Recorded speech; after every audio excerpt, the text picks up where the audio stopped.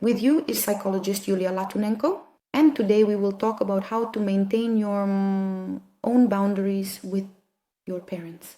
With parents who interfere in your life, who exhibit toxic behavior, who are not emotionally mature, adult individuals. So today is such an urgent topic, which I think will interest many of my subscribers, because from your comments I understand that not everything is okay with the relationships with your parents. So at the end I will tell you 4 rules on how to communicate with emotionally immature parents, and I will talk about what you ultimately need to give up.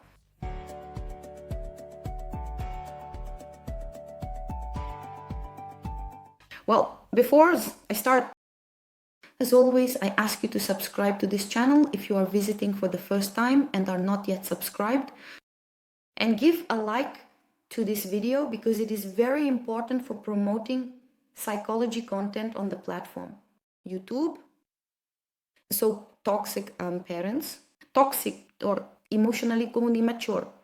Who are they? Well, for us to be able to identify these parents, we need to define our parents who still use methods such as devaluation on their adult children, emphasizing their child's shame, trying to make the child meet the expectations of the father or mother. These are the parents who manipulate feelings, guilt. They did everything for you. They gave birth to you, now give back to them, be grateful. They also manipulate through the fear of loss, because how could you speak to me like that? I might just go and die now. Or my heart already aches because of you.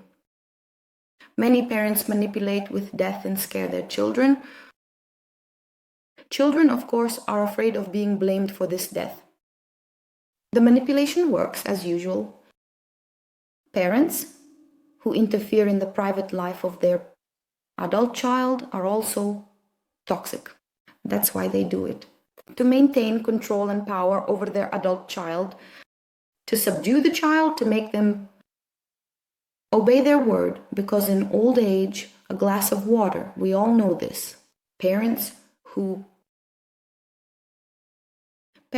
constantly give folks unsolicited advice, instruct their adult children as if they are still small, 5-year-old kids. In this way, parents try to maintain control and power to feel significant. Thank you. They assert themselves over their children in this way. All this for what? To not lose the connection with the child whom they consider their servant in old age, their slave.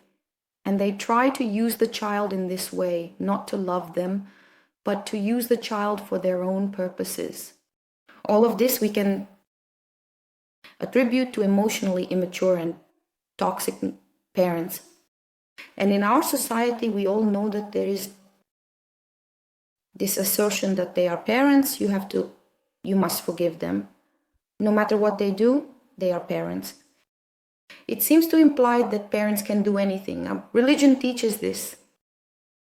Older generations, this is talked about all the time. And in this way, we absolve people of responsibility who have done something bad to their own child, who have emotionally and also physically abused them.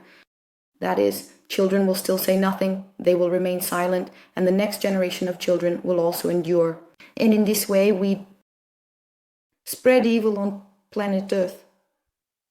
And all wars, as we know, begin in the cradle of the mother, that is, in the family. All mental troubles have their origins in childhood. All our quirks, all our phobias come from childhood. What should an adult stop doing in contact with their own adults, with their parents? Now I will tell you 3 points from which you should refuse if you wish to establish your own boundaries with your parents and live your independent life, being a happy, separated adult person. Before I begin, let me remind you that it is very important for you to subscribe to this channel and give it a like.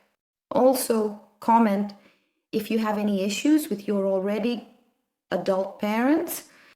Is there anything from what I said that is toxic in relationships with parents? Do they manipulate you? Do they scare you with their death? Or do they pressure you to be grateful and accuse you of not giving them enough attention? Please write this in the comments. So, what do you need to give up? Once for all, first, you need to stop being tolerant of all these forms of violence, emotional violence, such as manipulation, blackmail, accusations, criticism, lecturing, interference in your private life. You need to stop tolerating such things from your parents. And how to do this, I will tell you at the very end of the video. Second, you need to stop justifying the violent actions of your parents. Usually children say, oh, Kakam, they had a very bad childhood themselves. Oh, they don't know what love is. Oh, what haven't they had to endure throughout their entire life? Thus, in this way, we seem to justify the emotional abuse we experienced in childhood. But somehow, this is so unfair. We justify our parents, but when we see some abuser or some dictator, despot who can devour, for example, half a nation, as Putin is doing with Ukraine, we somehow do not justify him, even though he also had a bad childhood and does not know what love is. That is, we need to stop justifying violence towards all people, including your parents. The third thing you need to do is stop using the formula, these are my parents, and what if I start setting boundaries when they violate mine? What if they die? Believe me, not a single father, not a single mother has died because their child set boundaries for them. You need to stop being afraid of death, your parents, because eventually they will die. And you need to be prepared for this. Everyone will die, because that's how life is arranged on this planet, Earth. Everything is born and everything dies. So don't say, oh, I won't do anything. To express, to tell your parents off for interfering, intruding into your life, teaching you. They still criticize me when I'm already 45. No. Parents still criticize and devalue me and say how bad I am and that I don't meet their expectations. This needs to be stopped. To halt all these forms of violence and not justify to yourself your silence and your tolerance of violence by the fact that they will die someday. Everyone will die, unfortunately. Or maybe fortunately, because life probably wouldn't be very interesting if we all lived forever. So, now, after everything we've learned today, how do we communicate with parents? I propose 4 rules for communicating with toxic parents. But I will immediately say that if you try these rules for some time, apply them. If communicating with your parents doesn't work, if boundaries are still broken, if you still endure, if you are still manipulated, then you need to stop contacting toxic parents altogether. Many children do not solve this problem because they are afraid of being guilty, afraid of feeling like bad people, bad children. Believe me, your parents gave you life, not as a job. They gifted it to you. You didn't ask for it. This life is for you. Therefore, you have every right to manage this gift in the way you wish.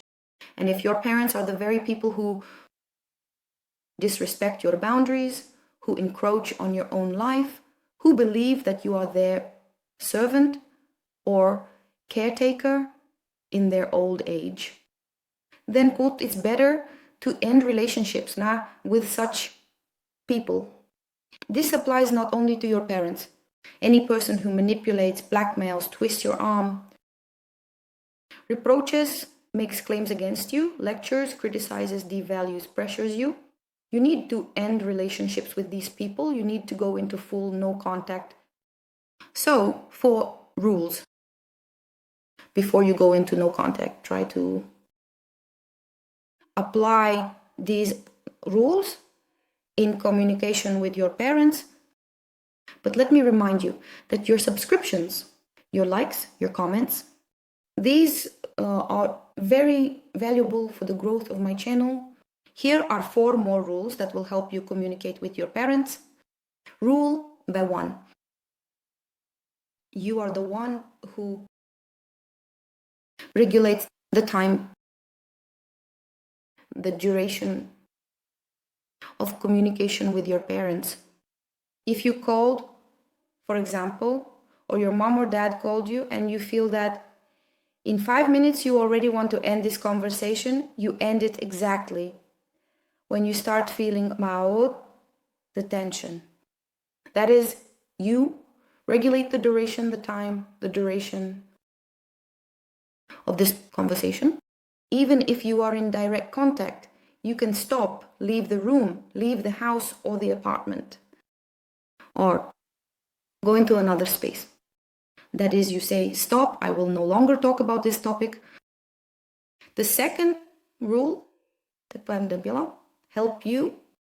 The frequency of communication with your toxic parents is also within your power to regulate. If you feel that it's too frequent for you to communicate with your parents every day, as they want, as they wish, then you can set your own frequency. Tell your parents it's too much communication for me. I am fine with, for example, once a week or once every 2 weeks or once a month. Listen to yourself and feel what kind of distance will give you some space from parents who break your boundaries, where you will feel comfortable. Rule 3. You also regulate the topics of conversation for certain topics that you do not wish to discuss with your parents. You can designate them as taboo topics. If parents do not listen and start prying, for example, about your private personal life, if they intrude there, stop. I will not talk about this topic. If parents break boundaries, you apply these 3 rules. And the 4th, now I will say more if parents still do not listen and break boundaries. Interrupt contact by withdrawing from communication. For example, if you are talking on the phone, just say, I have marked this topic. I will not talk about it. We will never talk about this topic at all. If mom or dad do not listen, just end the contact, hang up the phone.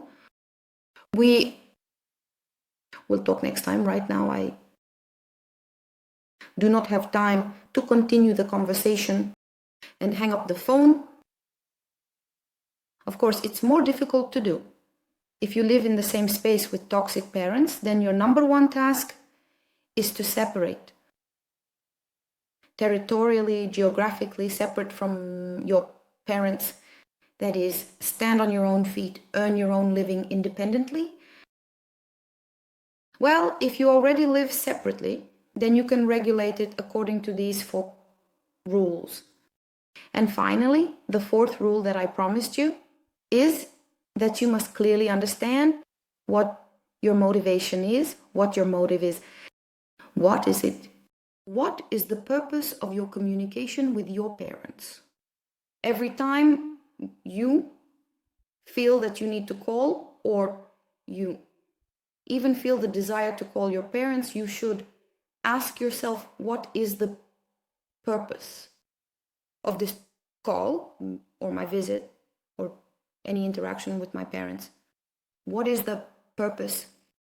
And if this purpose is emotional, meaning you wish to receive from your parents attention and love or recognition that you have never received from them your whole life, or you want them to finally see how good you are and praise you, then it's better not to make contact. Your parents will never change. You need to accept this, realize it, and all your contacts with your parents that aim to change the emotional connection with them, to finally change them, to get what you have never received in your entire life, should stop. These calls or visits, immediately, once you realize this, you should only contact them in cases where the purpose is a specific matter, a specific message. For example, Mom, I won't be coming to you and Dad for Christmas. Or, Mom, I bought you medicine. I'll send it the day after tomorrow. That is specific information that you wish to provide to your mom, or something specific, some fact that requires communication. But under no circumstances should it be an expectation from your parents for some emotional reaction that they are unable to give you. Do not dedicate your life to this fight against windmills. If all these rules do not work, and that can happen, it means that the level of toxicity of your parents is too high. Then what to do? You need to stop contacting them and work on your fears of loss and your sense of guilt. Allow yourself in the end to be a bad daughter or a bad son, but to preserve your own life. Subscribe to my channel, like this video, and also comment on how you deal with your toxic parents. Do your parents still manipulate, criticize, devalue, or use any forms of emotional abuse against you?